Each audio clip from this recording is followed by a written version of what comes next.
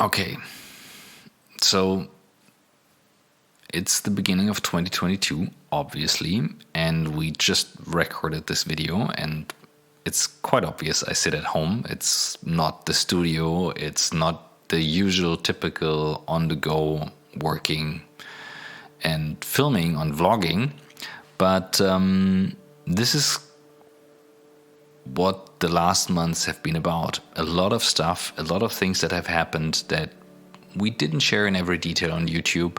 And it's not only about the pandemic, it's not only about COVID, it's also about a lot of things that we have been working on in the background. And I have to admit, I was really exhausted when 2021 was over. And I think I'm not the only one. And we had these videos before, sharing also that it's a lot. This time, two of the things that have been a lot and kind of were hanging around throughout the whole year are two things that will have kind of an impact on also you guys. But before we go into that and I share some of the impressions, I want to say thank you for everyone following the channel, following these ideas, following like thoughts. We produce these videos in a very authentic way. They're close to my heart, topics are close to my heart, and we put all our experience in these videos. And we do this now for the last 5 years. I kind of took one of my notebooks here. As you know, I have different colors for every year, and this is 2016. And 2016 was the year when we kind of got more serious into YouTube. MP supported me in doing videos. Here, this is the page I wanted to share. 2016. I remember that when when I wrote down the goals. I wanted to work harder, a lot harder, which is kind of a fun joke because I usually work quite hard, but I said work harder, why ever. And one of the things that says it in here is produce 50 YouTube videos, which is like one a week. And I have then in the brainstorming here a movie list that I started, like brainstorming, like what are the videos I would want to produce. And this is kind of a couple of pages long. And I thought, why don't we go back and make some of these old videos, which is like one thing I would love to do. But what I especially thought was like, this idea of sharing videos is something I do because I love YouTube. I definitely get a lot of ideas and knowledge and new stuff from YouTube. So I said, why not contribute? And it's kind of my passion. In the last year though, I didn't have the time to reflect back. So much was happening. I mean, like everyone else, we were like dealing with COVID in 2020, and then kind of 2021 started and we all like jumped into that, and everything went by so fast and there were so many things happening at the same time. And it feels like overwhelming sometimes with all these different topics. And when I saw this, I kind of went back and said, like, why do you do this in the first place? You do this because you want to share some thoughts that kind of are into your mind and you think they could do something in the future. And usually it's stuff that I'm not 100% sure about. Will it work or not? I always have a strong opinion. I kind of also make up my mind when it comes to this opinion, saying like, okay, I take critical thoughts from the left, from the right, from people who have an influence on me. But once I made up my mind, I love it to have a certain direction. And 2021 was definitely the year where so much stuff was happening that it was very hard to stay on track for me personally. We still kept producing the videos, and I think it's important to do that because I really believe in keep going and push things forward and like do something. To keep going, do something.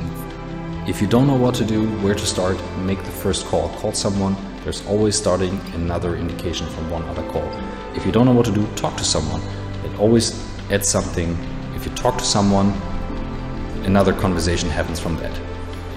Start to upload a video, and the next one, and the next one, and the next one, and you will see how you will learn and do something new. No matter what you take, if you take action, you're never on the wrong side. That's why we definitely continue making content. And this brings me back to all the events that were happening after starting this YouTube channel. My podcast started after this YouTube channel. Blackboard grew with this YouTube channel. A lot of new people came up into my life with this YouTube channel. So back in 2016, I always had this like meme for the day, never stop exploring. I kind of kept it alive back then. And I was reminded when we were thinking about like what's the YouTube videos this week, and I'm just back from a couple of days off, and I'm like, oh, we have nothing, and really I don't know how to do it today, like when or whatever. And then MP said, you know what, why don't we just sit down and like share some of these thoughts that you just shared with me. And then it brought me back to, okay, that's the original idea, what we wanted to do here, like stuff that we think could be interesting, discuss it, and like make up our minds. This is what the YouTube channel is about, and push things forward, push ideas forward. So what are the two things that kept us very busy this year, apart from many other things? But two of the things are the House of New Work and the book. The House of New Work is an idea that is actually coming out of a YouTube video that we made in, I think 2017, not too sure.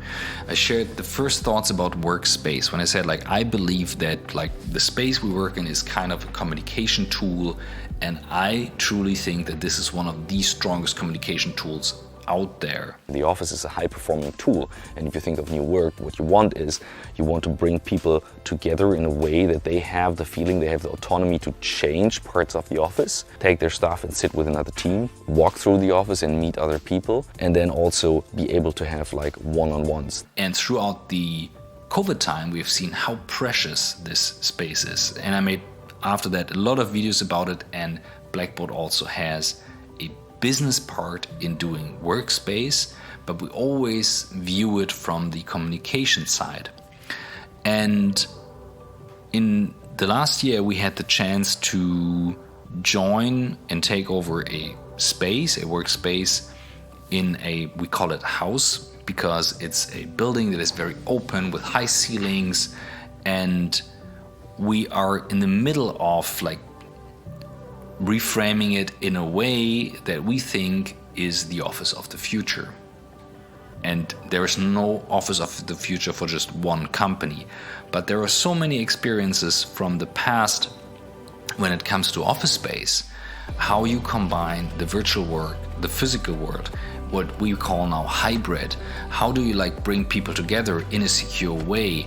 How do you like enable communication in the space, but also with people away from the space? We know from research that the further you're away, the less communication, all that stuff. So we want to show with that space, with the House of New Work, how this idea can live in the future.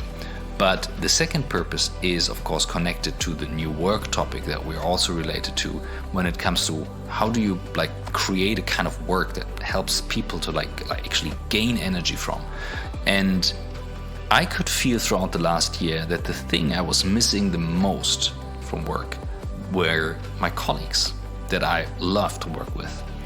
And these are the people behind the channel, but also behind the company, behind Blackboard, that I like really love to work with.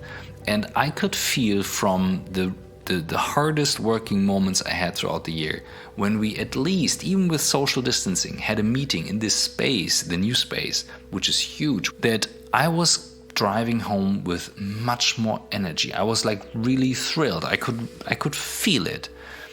And this is why we now say that's gonna be the new focus. We like keep doing, of course, everything in the cloud collaboration tools, the communication part, but we will really push forward our ideas when it comes to like how to design a workspace of the future. And this is where we want to show it.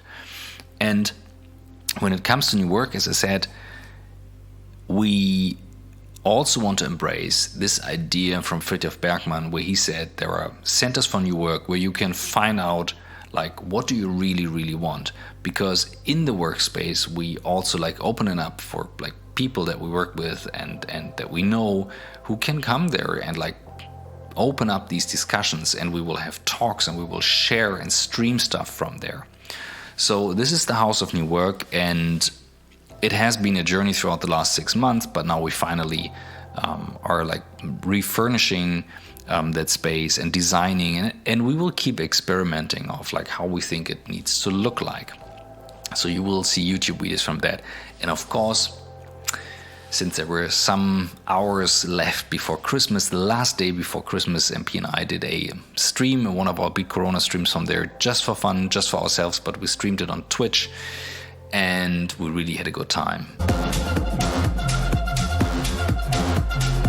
And that was the moment when the house was completely empty for all the new furnitures and all the new furniture and all the new stuff coming in. So we used that moment and actually went in there and built up our streaming equipment. So this will be the house, and this really kept us busy, and I'm super excited to see what we will do with that. And if people say, yeah, but why do you need an office space in the Corona time? As I said, because we learned that the office is the most precious thing we have to meet. We don't want this discussion of like how many days you need to come to the office or like how do you set it up. We want to give a place and a space where these ideas can embrace and grow, and we can learn from them. This is the House of New Work, so stay excited with us. I hope so. And then the book. What I'm talking here about is the book On the Way to New Work. The book for the podcast. I mean, the podcast that we launched, it's in German, so every one of you, like in Germany, like you know it most likely, I hope. There are some English episodes, as you know, not all of them, but very good English episodes. My most favorite one is episode 22 with Warren Rustand. We are now with episode 300. And we gave the promise in the beginning, and that's why we started the podcast initially. We made a YouTube video flying to New York and came up with the idea to sketch a book. Before I pull the big guns out, before I spit my game and wear your body out, the deal's closed. And we made this promise and the podcast episodes as interviews for the book. We didn't get it managed. We thought in 2017 we had the book. There is another notebook from 2017 where I am flying to New York in February, 3rd of February 2017, flying with Michael Trautmann to New York for a brainstorming session. This is where it then started. And in October, really good writing day, getting up very early, 20 pages done, 10 pages done, very good writing day, super excited. So we thought we actually got the book in 2017. And then it kind of went on and on and on, and the podcast grew. We loved it more and more, but there was no book. And then Michael actually asked one of our podcast guests, Svantje, to join us in writing this book and actually kick us in the... We have to beep that now, I guess. So we actually rewrote the concept for the book.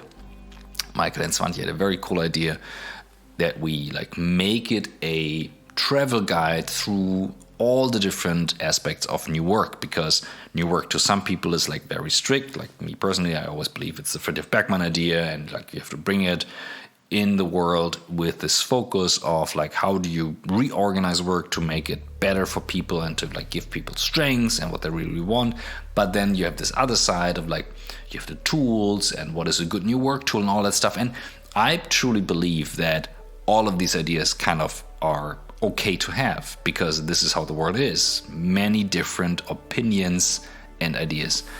And this became the concept for the book, like having this kind of guide throughout the different ideas. And of course, we do it along the podcast. So we always relate it to the experiences and the quotes from the guests. And it was a very challenging writing process. There were pictures of me where I did like my first chapters with this new book, and I didn't have the energy. It's really tough. And then also with 3 authors, it's a process. I mean, everyone has a different writing style. How do you do it? There's a lot of ego in it, and then you need to discuss and all that stuff. It wasn't easy, but we have a book finally. I read the last page on January 2nd, and we sent it to the publishing house, and now it's gonna be published. So there will be different chapters, and I will share along the path throughout the year like some of the ideas from the chapters, because the book in the beginning is in German and you guys listening in English. I will share like different chapters and not read it, because that's of course not the idea of the publishing house, and I'm not supposed to do that, and I will not do that, but like discussing ideas in these different chapters and also relating it to some of the guests. So this is what we did in the book. It's called On the Way to New Work. Very obvious. You can like find it online, buy it almost anywhere already on Amazon. Not now, but very soon. Very important. And it will be released end of February. Yes. And after I like handed in the last pages of the book, I had to like sit down for 5 days and do just straight nothing. It's kind of a hard job for me, but I almost did nothing. And yeah, this is why I'm here today with like no YouTube video, but maybe we get something together out of this. Me at home recording some thoughts, and then MP and the guys, Yannick, Jan, Hanno, doing some of the magic in the background. Or as I say, with a very famous quote of a very famous German band called Deichkind in the song Remi Demi: ein bisschen Gold und Silber, ein bisschen Glitzer, Glitzer. Let's have a great 2022. Looking forward. Subscribe if you are still here, of course. It's gonna be exciting.